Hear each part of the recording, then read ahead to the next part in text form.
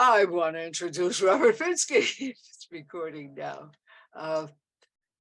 because of the favorite poem project. I suddenly felt it was right that I always read poetry out loud, and poetry has to be read out loud. And when Robert Pinsky translated The Inferno and Milosz's book, The Separate Notebooks, I understood that I can understand poetry without understanding, with just listening, and then reading translation, then finding out uh, the meaning. I think that the concept of popularity in poetry, the idea that poetry is not something separate from the world, but something that's part of the world, is something that you've also given me confidence about, by appearing in The Simpsons, by appearing, by being on the Stephen Colbert Show, by, all these things that create or that erase the gap between poetry and the world, poetry and society. I think this is one of the major contributions that Robert, I think you've made to me. I don't know about everyone else, but to me that has made a major thing. But I really do want to concentrate on the new book, Jersey Breaks, because after all, 19 books, this one is the one that encapsulates it all, that gives the backstory, that gives the reasons for things. And it all made sense to me. All of your different activities suddenly came together when I read Jersey Breaks. It's a new book. You can't get, you have to get it on Kindle if you or on or actually buy it there if you can do that. I have no more room, but books take a while to get here, and I'm sure that people who have tried to purchase a live book have had trouble. And so if anyone has read it here, it's been on Kindle, but highly recommended. But you know what? I'm going to start with a question. It's like a good Jewish girl. I mean, you talk about being influenced, Robert, by Mark Twain and Ray Charles, Marianne Moore, Mel Brooks, Emily Dickinson, Sid Caesar, Dante, and the Orthodox Jewish liturgy. Yes. You put that all together. What creates that influence? What do you start with? Let me start by thanking you, Karen. The things you said, coming from a fellow poet, mean a lot to me, about my work as a whole having certain characteristics, and to use a fancy word, syncretic, omnivorous, various nature of American culture, something that it shares with Israeli culture, I know. And American culture, like Israeli culture, is perforce, by necessity, improvised and a combination of things. And my conviction is that political happenings, the rise of a right-wing regime, the decline of a right-wing regime, changes in an electorate, they obviously clearly are based on social changes, immigration, economic things. But in that hierarchy, I believe the most fundamental of all is culture. And talking about my own country and not presuming to talk about Israel, the possibility and the aspiration for a democratic culture, a culture that corrects old ideas of high and low, and indeed accepts kind of mysteries and unpredictabilities in the many threads. That's fundamental. I think if we can't have a democratic culture, then the democratic society and the democratic government will become impossible. They will fall. So that, again, in my own country, the appreciation for Twain's mockery of almost everything, but especially of social hierarchies, taboos, provincialities, maybe it will be helpful in this context of me talking to Israeli writers who write in English to point out that it was a pleasure for me in the book to say that when I was very young, I was quite sure that Eartha Kitt was Jewish, and beyond certain that Charlie Chaplin was Jewish. I'm not sure I can analyze Little Robert's understanding of that. I try to say that when Eartha Kitt, kind of a grandchild of slaves, child of sharecroppers in the South, that Eartha Kitt singing in Turkish reminded me of my grandparents speaking two kinds of Yiddish, Romanian and Litvak. Something about the way the low-class Englishman, acrobat Chaplin, and the grandchild of slaves, Eartha Kitt, something about the way they approached gestures, language, culture, seemed Jewish to me. I didn't know any better. And I try in the part of the book early on that parodies the Hebrew Bible. I try to do the embrace of culture in terms of begats.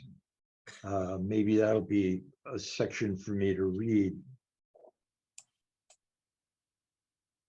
Adaptation, as distinct from Stephen Dedalus's waking up from the nightmare of history, it helps me think about real life quirks and paradoxes. My street, adjoining Monmouth Avenue, with the Black Bar Little Egypt and the Black Doctor Julius McKelvey opposite across the street from my house on the White Street. I can't pretend to analyze the history of these quirks and paradoxes of culture beyond a misty, almost parodic, and maybe almost is just copping out, maybe it is parodic, sense of begats. And then I write, the English class system begat dissenting Protestant settlers who begat profit and enterprise begat settlers, and settlers begat colonialism, genocide, and slavery. Slavery begat field chants and lynching, and field chants begat the blues, and the blues begat Duke Ellington and Stan Getz and Ella Fitzgerald, and Stan Getz playing Brazilian rhythms with Astrud Gilberto, and the Borscht Belt begat Margaret Cho and Chris Rock. Lynching begat the Southern strategy of the Republicans. European immigration begat nostalgic yearning, and nostalgic yearning begat opera houses, and opera houses begat vaudeville, and vaudeville begat 4-year-old Buster Keaton's father throwing his athletic little child around the stage. And East Coast Jewish entrepreneurs begat Hollywood, and Hollywood begat Bollywood, long after it begat the grown-up Buster Keaton. And the grown-up Buster Keaton begat Jackie Chan long after he begat Sid Caesar. And Sid Caesar and Imogene Coca begat Carol Burnett and Harvey Korman. In my own microcosm of poetry, T.S. Eliot begat in my own microcosm of poetry, T.S. Eliot begat Allen Ginsberg, who wrote imitations of T.S. Eliot and had erotic dreams about Eliot. So there's another paragraph or two of begats, but I feel like that's enough. Kind of a phrase I use in the book is Jewish universalism. And it's an interesting topic to me that quite distinct from nationalism or chauvinism or valid or questionable forms of pride. Jews have a tradition of universalism, ranging from the glory of George Gershwin to the pathos of, what is his name, who wrote The Melting Pot? Anyway, you know what I mean. Yeah. And your cat is back. Here I am. But I didn't know that Sid Caesar was Jewish. I didn't know that Irving Berlin was Jewish. I didn't know, there were all these people who are central to American culture that you talk about. Some of them you talk about, and I didn't know. I never knew until recently, because it's now come out. But all these people that helped to create my past. Yes. Yours. But Buster Keaton wasn't. No, and Buster Keaton, as it happened, wasn't Jewish. George Burns, formerly Bernstein, I believe, was.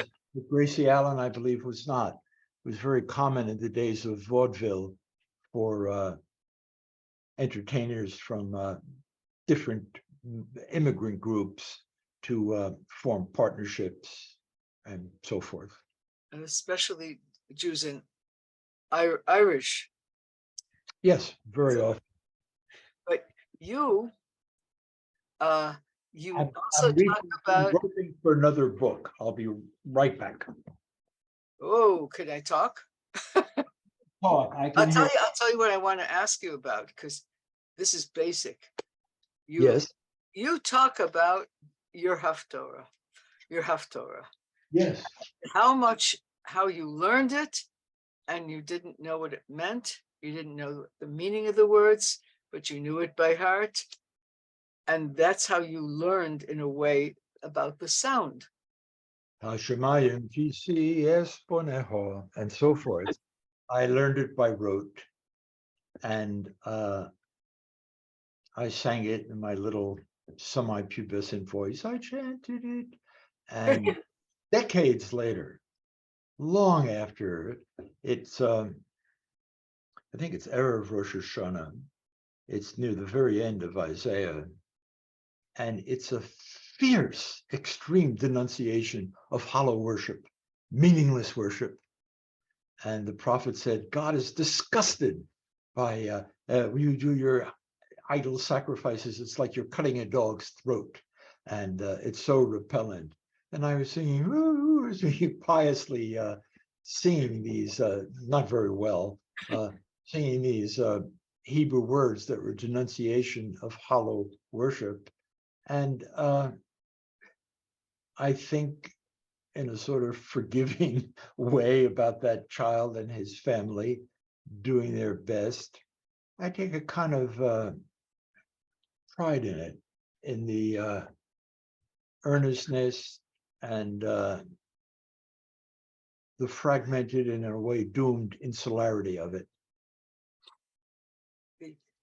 As I say in the book, as I was doing that, there in the audience were Gentile friends of my family, Mr. Hampton and Woody Alessi, who had the upstairs apartment above ours.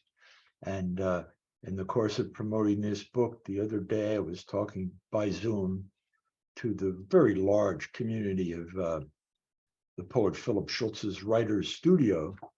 And there was someone, middle-aged person, Christine Alessi, and I was thinking of asking her, did you know that was a New Jersey name? She was the child of Alex Alessi, who was the boy 2 years older than me who lived upstairs. She was the grandchild of Margaret and Woody Alessi. And we weren't vaudeville, and we weren't in show business, but those families, the immigrant Sicilian family and the immigrant Jewish family, I don't want to romanticize it, but yes, we had a lot in common. And in that town, which I talk about a lot in the book, Long Branch, New Jersey, the Pinskys and the Alessis were, my name meant something in that town. My dad was an optician, made eyeglasses for many, many people. And his dad had a very important bar across the street from the police station. And before, during Prohibition, he had been also in the liquor business. I quote, I have the pleasure in the book of quoting my grandfather's indictment for helping. He was an underling running the largest still in the history of the illegal liquor business in New Jersey. A great credit. Yeah. That I think meant a lot to you. Well, and it is part of the story of immigrants in the United States is sometimes they deal in forbidden substances. Yes. And this business of being the outsider that you talk about in the book and in some of your poems. Outside and inside. I think it is part of the nature of American Jews, is they're quite inside and quite outside in ways that are interesting and fruitful. I'm going to look for that book, excuse me. Yeah, I can excuse you because I can keep talking and you can hear me. And I'm going to ask you about the sound that you talked about when you talked about the Haftorah, and you talked about learning things that don't mean anything to you, that you don't understand, and you grew up in, you grew up in an Orthodox synagogue to a family that wasn't terribly interested in nominally Orthodox. My parents, in fact, very secular people, rather glamorous people in many ways. We were not by name and by the shul that we went to, Orthodox. And I can remember the old men from different parts of Europe trying to show their cantorial chops. Every man his own chazan. And I sometimes think that it helped reinforce how much I liked the sounds of words independently, although along with meaning, it was part of the charm of meaning. But the poem I was going to read is relevant to what you were saying about 10 minutes ago, when you were talking about the eclecticism of American culture. And I talk quite a lot in the book about changing names and how Sid Caesar, Jack Benny was Benny something or other. This was very common. It made it, sometimes it's work. This is a poem called Mixed Chorus that has buried quotations, among other things, from the great American essayist W.E.B. Du Bois. The name I couldn't remember of the man who wrote The Melting Pot is Israel Zangwill. And The Melting Pot was formed, I guess, around 1909 or some year like that, in Washington. At the first performance, Theodore Roosevelt, the president, stood up in his balcony and yelled, "That is a great play, Mr. Zangwill." And writing this book made me interested in the long rejected phrase melting pot. So I read the play. It's very touching and quite inferior, and it's an extreme, wistful, hopeful ridiculous aspiration to universalism, that the young composer who's the protagonist, he's going to incorporate My Country 'Tis of Thee into his great work, and the Christian upper class woman he falls in love with, it turns out her father was the general who ran the pogrom where he saw his family killed, but then they all kiss and make up. They're in America. And it's pathetic and ridiculous. And that Roosevelt applauded it so, it's interesting to think about. Anyway, this is my far different version of similar. This poem is called Mixed Chorus, from my book At the Family Hospital.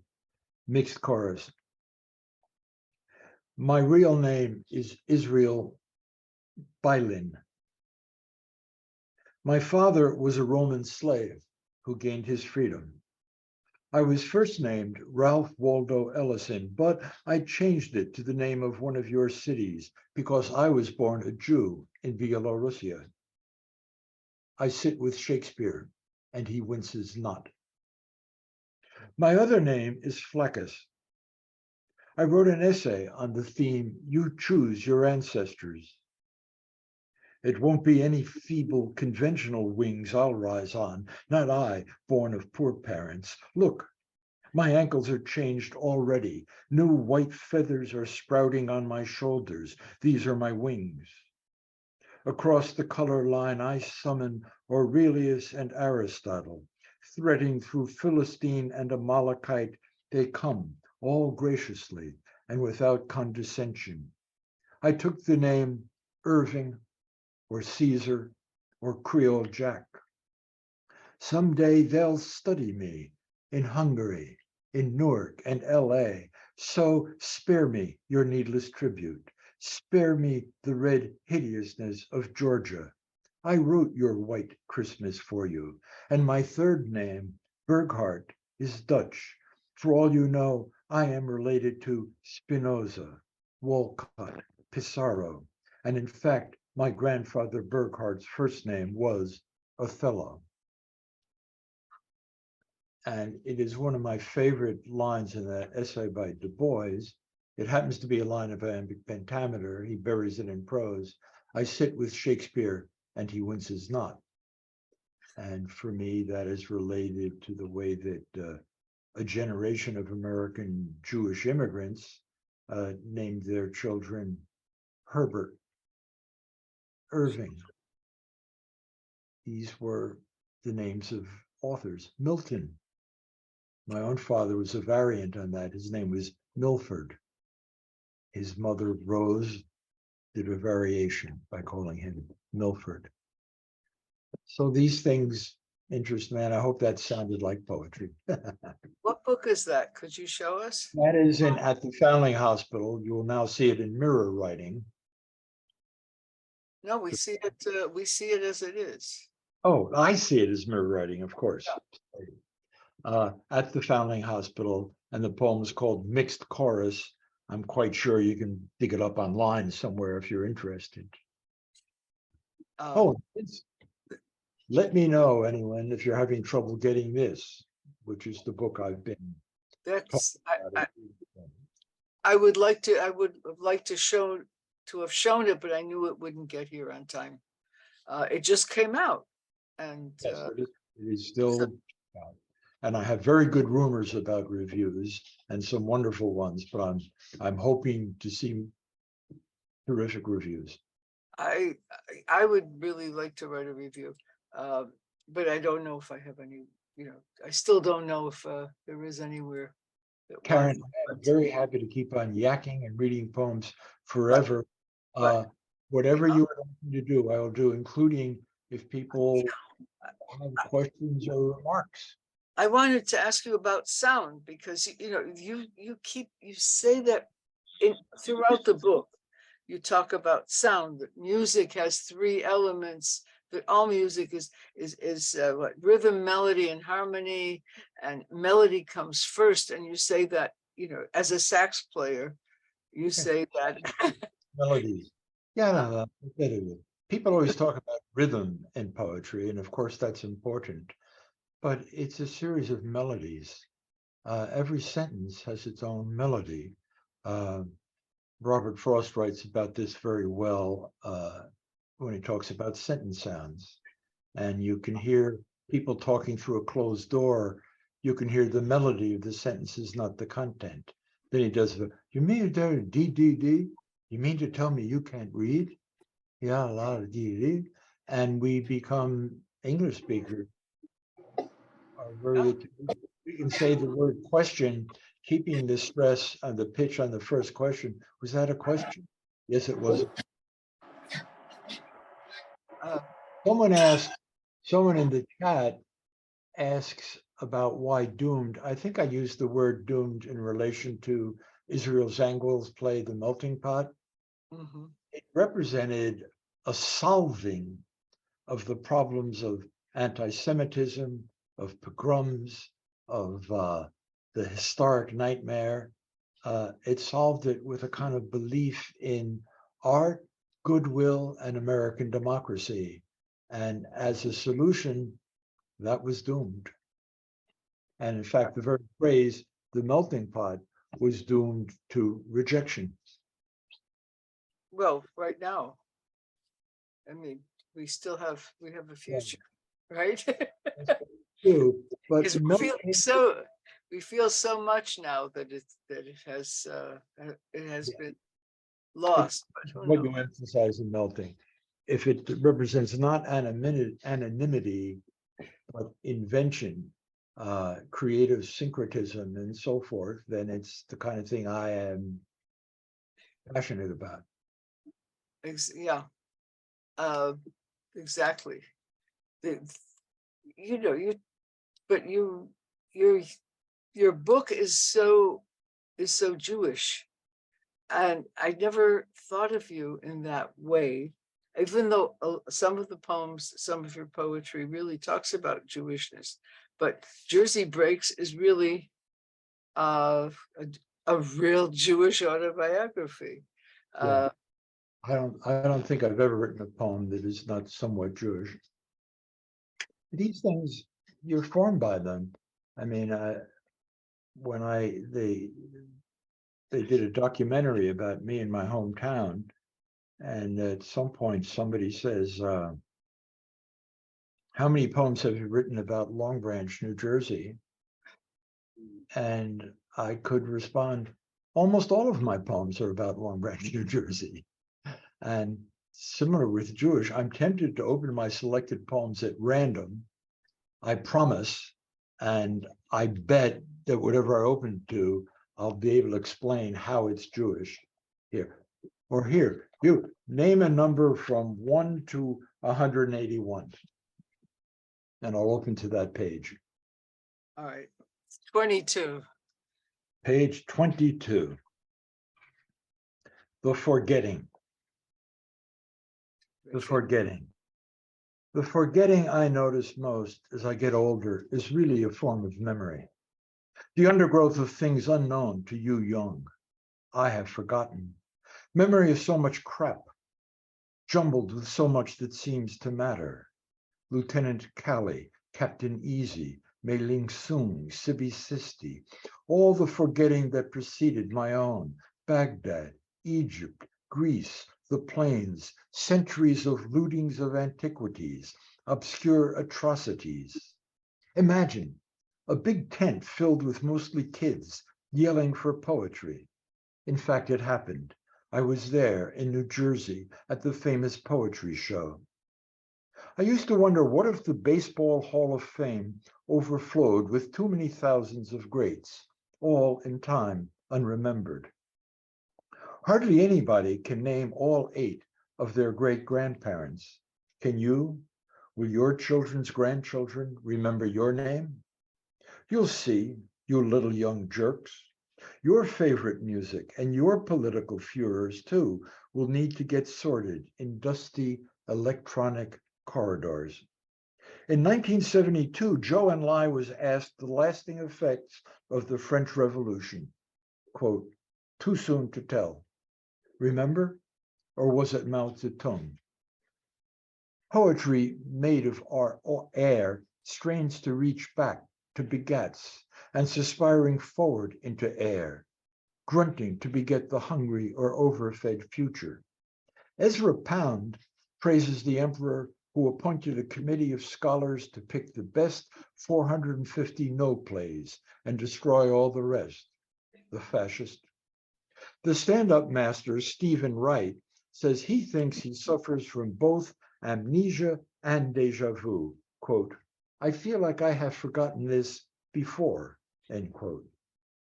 Who remembers the arguments when jurors gave Pound the only prize for poetry awarded by the United States government until then? I was in the big tent when the guy read his poem about how the Jews were warned to get out of the Twin Towers before the planes hit. The crowd was applauding and screaming. They weren't happy. They were happy. It isn't that they were anti-Semitic or anything. They just weren't listening, or no, they were listening, but that certain way. In it comes, you hear it, and that self-same second, you swallow it or expel it in an ecstasy of forgetting. So you played into my hands with page 22.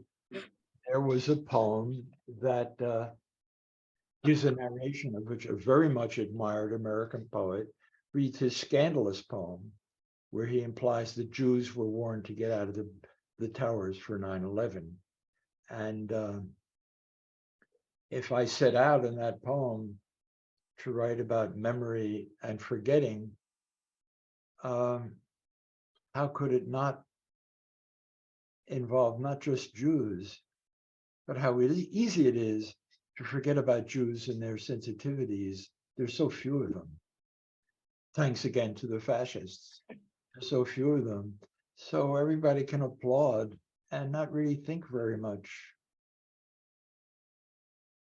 And you kind of, that growing anti-Semitism you seem to relate to, you seem to understand. Most people ignore it, but it seems to be, getting more and more popular. The question that occurs to me is, what's new?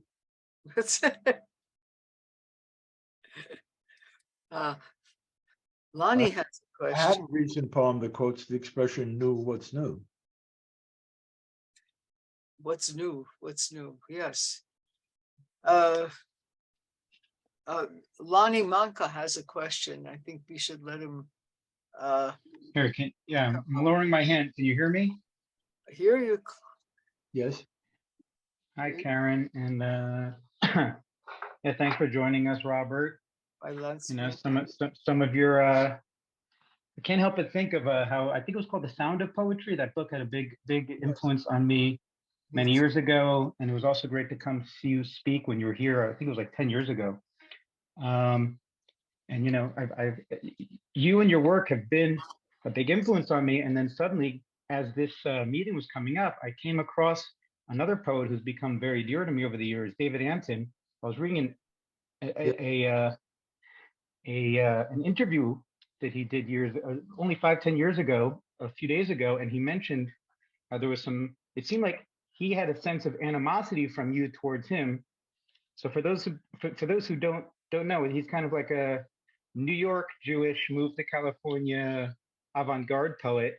And I guess especially after reading that poem about forgetting and the implication of remembering, I wonder what your take is on that.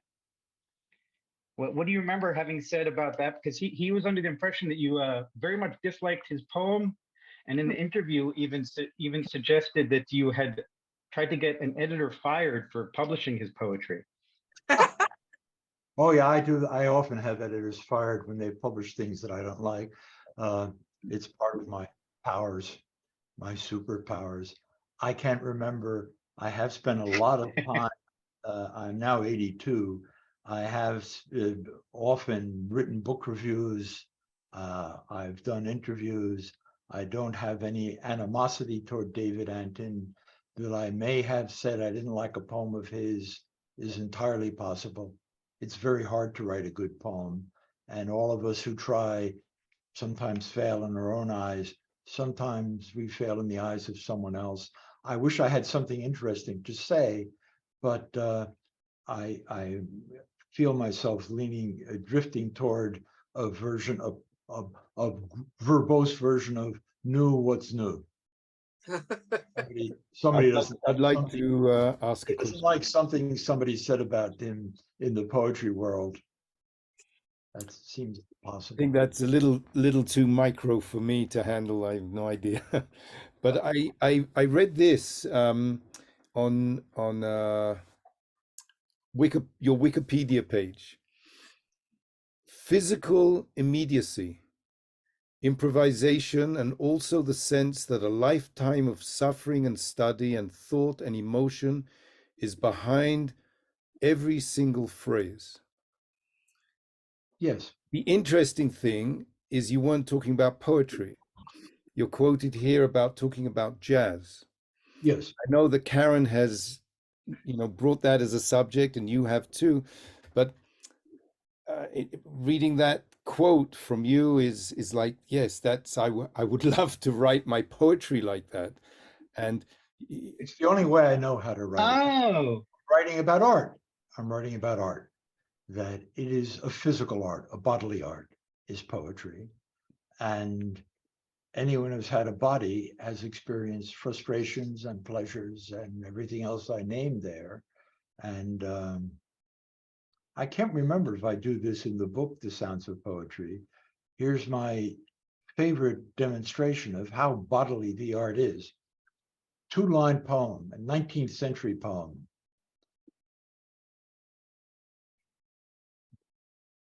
On love, on grief, on every human thing.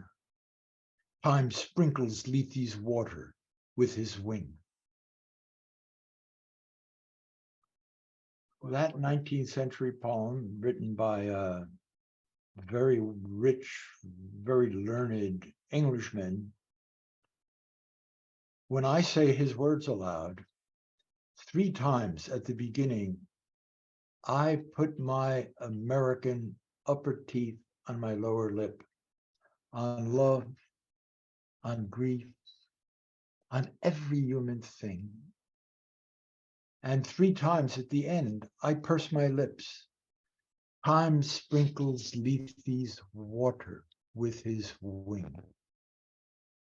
I don't think Walter Savage Landor was thinking about that when he wrote his poem. He was making his work of art like a musician, like a jazz musician improvising, or like an athlete running down the basketball court and making a successful no-look pass. He had done it many times, so he had mastered the physical nature, the bodily nature of the art. And you could call that improvising. He didn't have to think about maybe 150 years from now, somebody will put their upper teeth on their lower lip 3 times. He was just trying to make it sound as good as he could. And what a wonderful poem on the cliche that time flies, but wings don't only propel, they also sprinkle. What a wonderful word for what Lethe's waters do to everything. And I was talking about jazz. I was also talking about basketball. Maybe I was talking about cuisine or dressmaking. There's the physical material, and you give it the quality of your soul. You talk about Cassius Clay too. That's an art too. Yes, and it involves tremendous amounts of training and repetition and concentration on physical things so well that then you don't have to think about them. So when Walter Savage Landor was writing his poem, or Muhammad Ali was doing his rope-a-dope, it wasn't conscious thought. The conscious thought had been gone into it very intently for a long time. Wow. Are we going to Oh, I see. There are raised hands and people want to ask questions, and I thought they would put them on chat, but Jay has a question for you. I don't see the raised hands, so Michael tells me. I Don't- welcome Jay. Jay, you have the chair as far as I'm concerned. You have the mic. Thank you. I unfortunately did not get the change in start time, so I've been here too short a time, and already there's just so much going on from your last point about poetry and muscle memory, if you will. But I do have a question about something you said, which I'm thinking about a lot, which is the relationship between syntax and where to end the line in poetry. And you mentioned that every sentence has a melody. And I'm wondering whether one can also think of every line, which is not always necessarily equivalent to a sentence, as a melody. The sentences give a melody to the lines. Love at the lip is touch. Love at the lips was touch as sweet as I could bear. And once that seemed too much. I lived on air that crossed me from sweet things. The flow of was it musk from hidden grapevine springs, downhill at dusk. I had the swirl and ache from sprays of honeysuckle, the when there gathered shake dew on the knuckle. And that in jamming on shake is great. And the sentences and the lines in that poem is so interesting. What did I say? I said, downhill. I had this from the scent of was it musk from hidden grapevine springs downhill at dusk.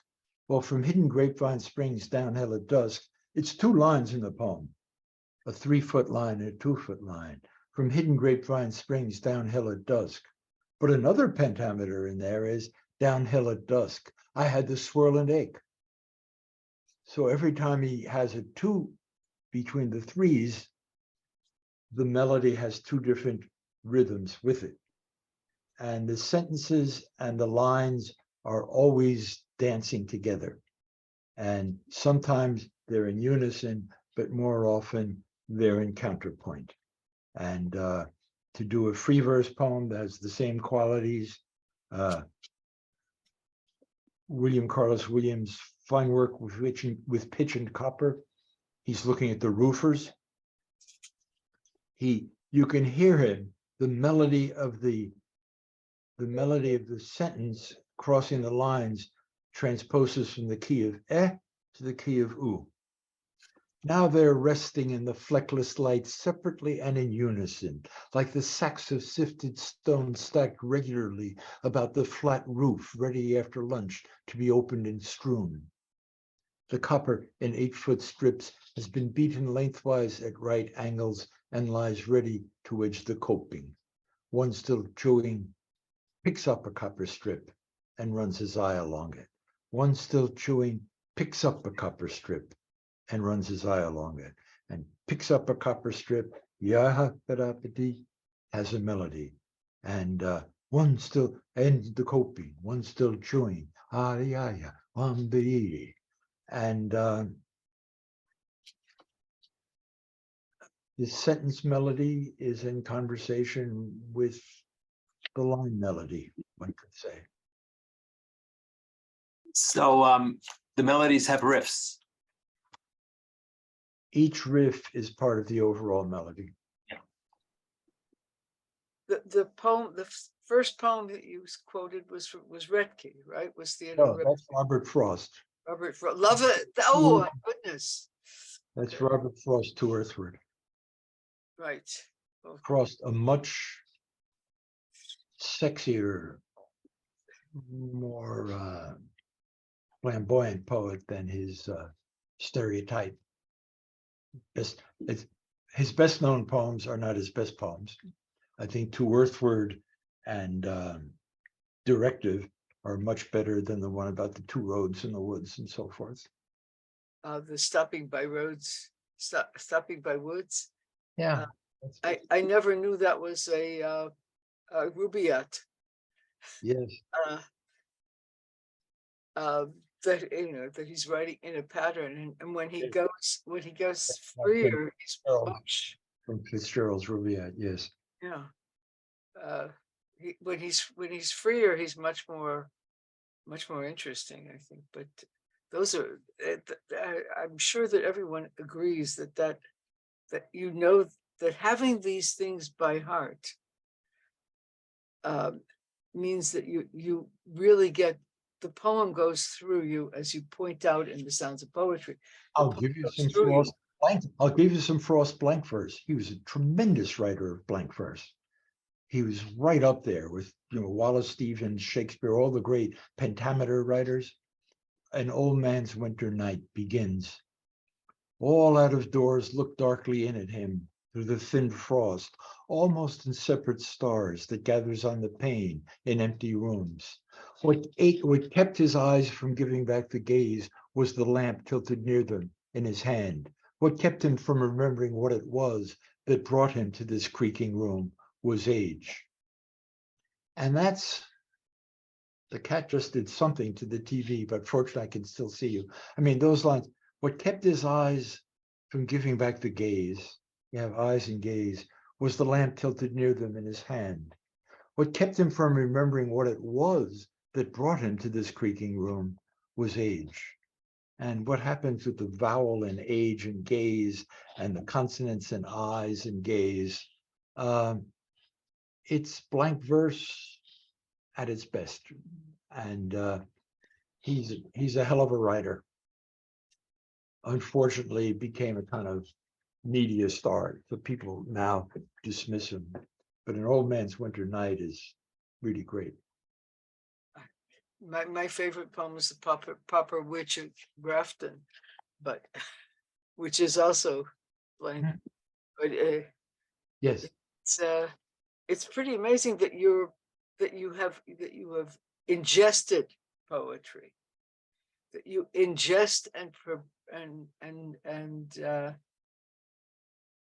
play it. it's partly an insomnia game. At night, if I can't sleep, I'll do Yeats's Old Man's Winter, Yeats's Adam's Curse, or Sailing to Byzantium, or that William Carlos Williams. And usually I can figure out, even if the memory is imperfect, once in a while I have to turn on the light and look it up. And does that put you to sleep or does it wake you up? I think it gives me something interesting to do while I'm not sleeping. I do that too. I do that too. That's great. I'd like to ask Robert, go back to your Haftorah, okay, which I find fascinating. The last chapters of Isaiah.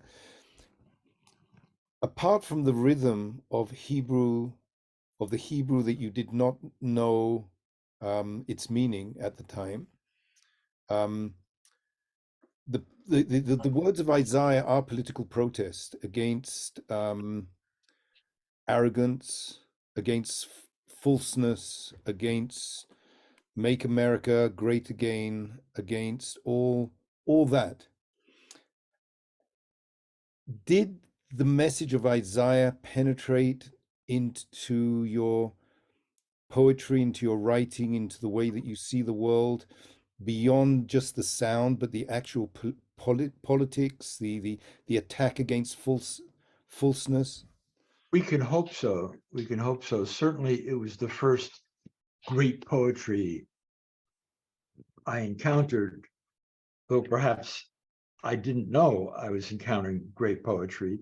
I did know a little Hebrew, and I could look at the English on the facing page. But I can sense, Michael, that your sense of Isaiah, if you'll pardon me pronouncing that way, that I'm sure is not correct, your sense of Isaiah is more entirely and happily positive than mine. I can't, as a deeply secular person, I can't help thinking, I think I quoted as well, I'm looking down at my book, I can't help thinking about the very end of Isaiah. I mean, I have a chapter called Idolatry, in which I talk about my grandfather, Dave Pinsky's completely, he was not religious he was a tough guy. And I can't help but think about the passage of Isaiah that I quote near the end of that chapter. I do quote the hollow worship denunciation in the terrible final words of the book of Isaiah. The chosen few who are virtuous in the eyes of the Lord witness the doom of the transgressors, quote, and they shall go forth and look upon the carcasses of the men that have transgressed against me. For their worm shall not die, neither shall their fire be quenched, and they shall be an abhorrence unto all flesh, end quote. And I write, it is horrible and comical to imagine a child on the threshold of puberty singing these words to a congregation, supposedly sealing his admission into a community of worship he more than half knows that he will soon leave. The beauty of chanting words with their meaning mostly inaccessible, with every flame-shaped character on the scroll related to breath. Somewhere in that maimed ceremony was an avenue toward poetry. As James Baldwin says, quote, one cannot claim the birthright without accepting the inheritance, end quote. And the birthright is infinite. It's everything. It's Caesar and Shakespeare. The inheritance is your particular circumstances, and it's more limited. But that ending of Isaiah, where God says, those who transgress against me, their worm doesn't die. They keep being consumed and burnt forever. At that point, I joined my grandfather in idolatry.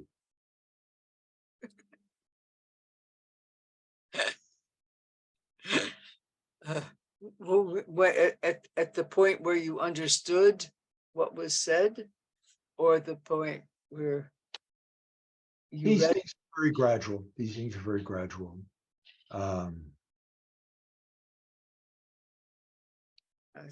More on behalf of Jewish liturgy, that man, my grandfather, he had lots of wives. My father was the only one of his children who married a Jew. The others married people named Tarantola and Wright and so forth.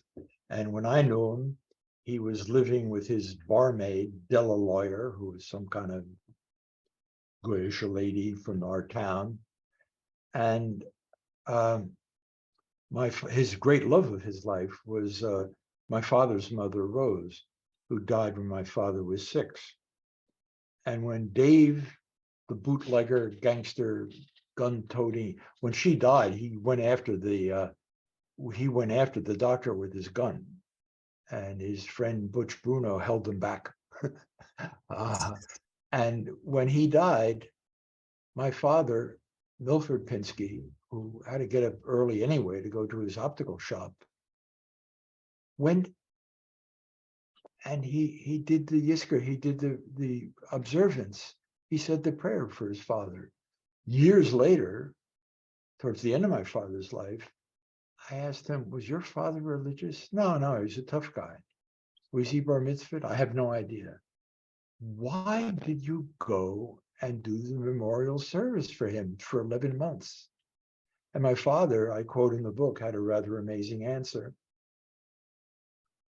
He did it for my mother, and he took me with him when he did it for my mother. So here's my father, who lost his mother at the age of 6, remembering that young gangster, probably wearing loud clothes, went to the shul with him, and then my father said, Yisker, it's striking. And yes, and you also talk about Allen Ginsberg's Kaddish, and yeah, Ginsberg. This is wonderful. I love in that other thing I read to you. I say how Ginsberg in his journals, he relates what is pretty much an erotic dream about T.S. Eliot tucking him into his bed at night. And clearly, he did these exercises in blank verse, and he prayed for Eliot to approve of his poetry. And I say in the book that when I first started getting interested in poetry, I thought that Eliot and Ginsberg were very similar. But then I learned in school that they're actually very, very different. And then years after that, I did more reading and thinking. I realized, yeah, they are very similar. But actually, the fact that you know so much about poetry, right? Your life has been teaching poetry, learning poetry, and writing poetry.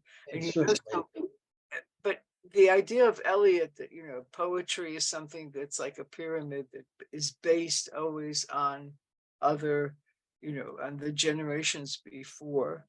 And yet, unlike Eliot, you want to connect all the time to society, to culture, to popular culture, to music, to art, but also to boxing, to everything. That combination is unique.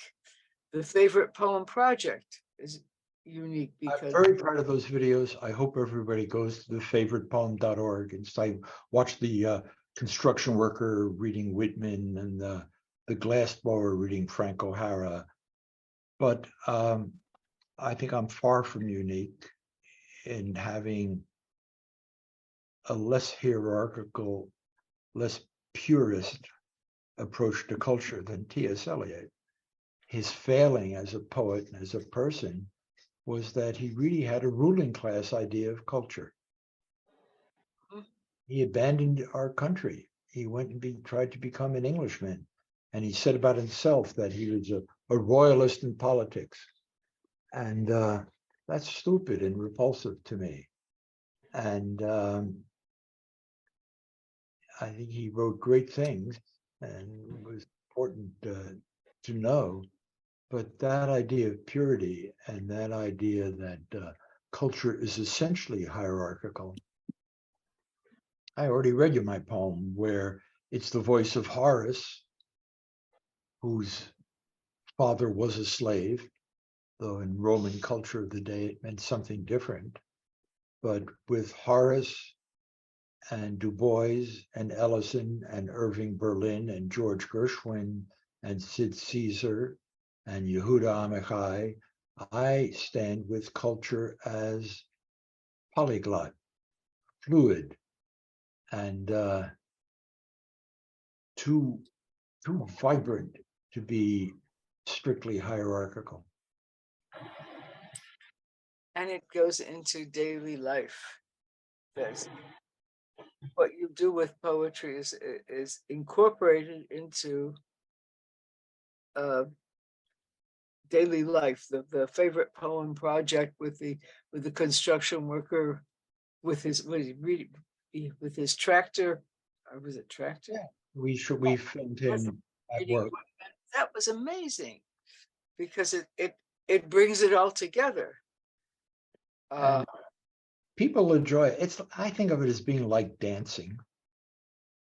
People will say, "Oh, I can't dance. I don't know how to dance." You did when you were 3 years old. Somebody taught you that it was too hard for you. Same with sports. All the little kids like to throw the ball around. Then somebody teaches them, "Oh, he's better at it than you." And we're taught not to like poetry. I've learned as a grandpa and a parent that when you're cuddling a baby and comforting a baby, the same effect you get from singing to the baby, you get exactly the same effect if you recite Sailing to Byzantium or Further in Summer Than the Birds. The baby hears a human voice and is very comforted by being held and cuddled. And, we evolved to value the voice very, very much. It's very important to us. And the infant starts, they say, even prenatally, starts trying to master this. And if you're totally deaf, then you master American Sign or some of the sign language. It's important, and that it can be a work of art. It's fundamental. It's basic, like dancing and singing and cuisine. It's not an arcane ornament. It's fundamental. Remember that Emily Dickinson has a poem that begins, "I cannot dance upon my toes. No man instructed me." And then it goes on to, Yeah. uh, Yeah. But the fact that it goes into popular culture that's not considered like, I mean, I'm back with The Simpsons. I was there when when I was in the States when it went on, and oh, here he is, a cartoon character. That's pretty amazing that you go in and out of popular culture. Well, it's my acting ability. I play a yellow-faced poet and poet laureate who's a complete jerk. I think that's a probably- great role. The kind of person who would say negative things about David Anton, unlike myself. You know what? That was very nice. Let me end with one question, unless there are other questions. The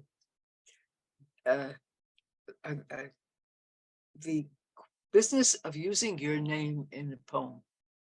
I knew you mentioned that, Ben Jonson does it, that Yes. it's done, and you do it. You've done it in a couple of poems. And Yes. you have in Jersey Breaks, you talk about why you do it. Fascinating. I think people would want to know how you personalize. I mean, you're bringing it right into that's me, Robert Pinsky, not the poet. It's me. It has to do with my conviction about poetry, but also my interest in the American tradition of changing your name, and which are Jewish names. I have a friend named Katz who pointed out to me that, like Cohen and Levy, Katz is a Jewish name. It has to do with the Hebrew Kohanim Tzadikim. I hadn't known that. Yeah, I begin my poem about Ralph Branca. Ralph Branca was the 15th of 17 children. This poem is not the poem of the speaker. His father was an immigrant from Calabria. These words are those of Robert Pinsky speaking. And later in the same poem, I talk about the owner of the Dodgers who took them from Brooklyn. And I say, I, Robert Pinsky, choose not to say his name. To me, poetry is partly social, and names are a social fact. And my father liked his name, Pinsky. He complained if people had troubles. What's so hard about it? Or spelling, he said, Pin Sky. What's the problem? And it's a word, one's name is a phrase or word, whatever you want to call it, that you can't hear the way everybody else does. They can't hear it the way you do. That makes it, to me, interesting to put in a work of art.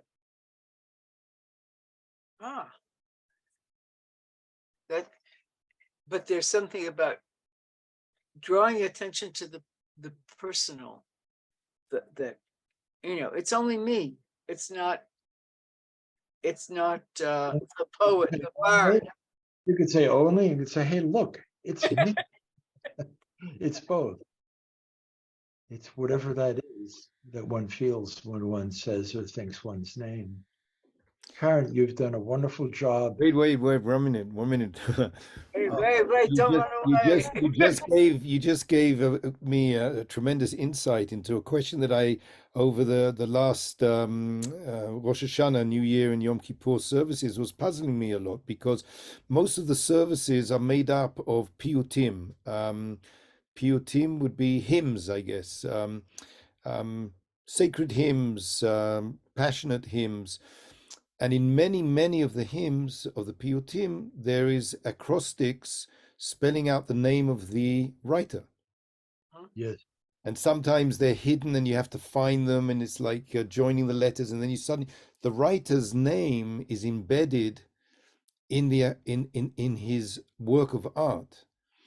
And only this year I began to think, like, why was that so necessary? Why was it necessary that they put themselves into their work of art? Is it as a signature, like as a painter, or as a signature, or the way that you've done it? You are the art. You are the voice of the art, and therefore you have a voice. Maybe It's a profound mystery of being one and being many. Once you decide that you're going to say on love, on grief, on every human thing, time sprinkles Lethe's water with his wing, you are no longer Walter Savage Landor. You're also a Jewish American poet saying those words a century later. But you're also Walter Savage Landor. Your name is on the poem. So I can picture Piyutim, the authors of the Piyutim, wanting to include the mystery, I am myself. I am also more than myself. I am both. And that mystery is profound. What were you thinking when I read the English translation of that horrible ending of Isaiah, looking at the rotting corpses and really celebrating thing? Isn't it great that they are still suffering? I don't read it like that. I see Isaiah, as most of the other prophets, as crying. Their lives were filled of tears of the suffering that's about to come because of the arrogance of the human, and it doesn't matter. And they knew it doesn't matter how loud they cry and how loud they protest and how loud they call for repentance. No one is going to listen, and they're all going to go down the chute. What is the Hebrew word that the 16th century translation says transgressions against me? I would have to have a look, Avirot. I don't know. I would have to have a look. I Yes. don't know that off by Why heart. did you ask that? Why did you ask that? Well, because it's an element that seems not grief, but judgment in that passage. So I'm engaging a little amateur pilpo or argument with Michael that transgressions against me in the first person of God sounds less like grief and more like judgment to me. You also talked about Isaiah's questioning or criticism of people who pray Yeah. without. Yeah. It's without- it's great poetry, and we don't need to steal it in one way. But those are questions about it. Thank you all again. It's wonderful. It was wonderful to be with you. I hope to be with you in Boston. Yes, I hope so too. But it was a wonderful opportunity here to talk to these people, all of our friends, and I hope we will have another chance with your next book. Yeah, good. I am grateful. Thank you very much.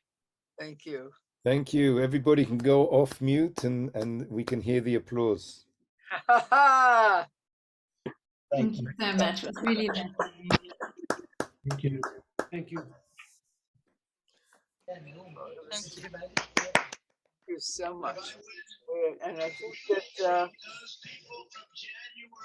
Oh, we've gone off mute and we can talk. And now we have to,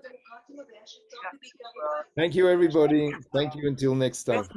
Thank you, Michael. Thank you, Karen. Thank you. Thank you Very again. much. See you on December To 4th. Robert Pinsky.